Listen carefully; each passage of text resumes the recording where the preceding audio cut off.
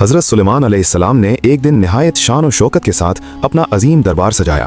اس دربار میں انسان، جنات اور پرندے سب کے سب حاضر تھے۔ ہر طرف نظم، وقار اور ہیبت کا عالم تھا۔ لیکن اسی دوران آپ کی نظر اپنے پیارے پرندے ہدہد پر پڑی۔ وہ کہیں دکھائی نہ دیا۔ آپ نے قدر ناراضگی کے ساتھ فرمایا، کیا بات ہے، ہدہد نظر کیوں نہیں آ رہا؟ اگر وہ بغیر کسی مضبوط عذر کے غیر حاضر ہوا تو میں اسے سخت سزا دوں گا۔ ابھی کچھ ہی لمحے گزرے تھے کہ ہدہد حاضر ہو گیا۔ وہ نہایت ادب سے عرض کرنے لگا، یا نبی اللہ، میں ایک ایسی قوم سے ہو کر آیا ہوں جس کے بارے میں آپ کو علم نہیں۔ پھر اس نے کہا، میں نے ایک قوم دیکھی ہے جو سورج کی عبادت کرتی ہے۔ ان کی ایک ملکہ ہے جس کا نام بلقیس ہے۔ اسے ایک عظیم سلطنت حاصل ہے اور اس کا تخت قیمتی جواہرات سے مزین ہے۔ وہ بڑی شان و شوکت سے حکومت کرتی ہے۔ یہ سن کر حضرت سلیمان علیہ السلام نے ہدہد کے ذریعے ایک خط روانہ کیا۔ اس خط میں اللہ تعالیٰ کی اطاعت کرنے اور شرک سے باز آنے کا پیغام تھا۔ جب ملکہ بلقیس کو یہ خط ملا تو اس نے اپنے درباریوں سے مشورہ کیا۔ حالات کا اندازہ لگانے کے لیے اس نے قیمتی تحائف حضرت سلیمان علیہ السلام کی خدمت میں بھیجے۔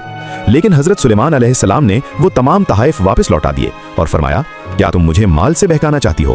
جو کچھ اللہ نے مجھے عطا کیا ہے وہ ان سب چیزوں سے کہیں بہتر ہے۔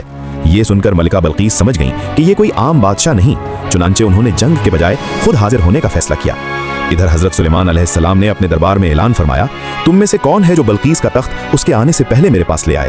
ایک طاقتور جن بولا، میں اسے دربار کے برخاست ہونے سے پہلے لے آؤں گا۔ لیکن پھر ایک صاحب علم نے عرض کیا، میں اسے آپ کے پاس پلک جھپکنے سے پہلے حاضر کر دوں گا۔ چنانچہ اللہ کے حکم سے ایک لمحے میں بلقیس کا تخت حضرت سلیمان علیہ السلام کے سامنے موجود تھا۔ اس کے بعد آپ نے ایک شاندار محل بنانے کا حکم دیا جس کا فرش شیشے کا تھا اور اس کے نیچے صاف پانی میں مچھلیاں تیر رہی تھیں۔ جب ملکہ بلقیس اس محل میں داخل ہوئی تو اس نے شیشے کے فرش کو پانی کا تالاب سمجھا۔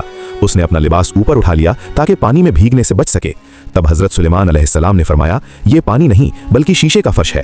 یہ حقیقت جان کر بلقیس حیران رہ گئیں اور شرمندہ بھی ہوئیں۔ انہوں نے عاجزی سے کہا، اے میرے رب، میں نے اپنے نفس پر ظلم کیا اور اب میں سلیمان کے ساتھ اللہ رب العالمین پر ایمان لاتی ہوں۔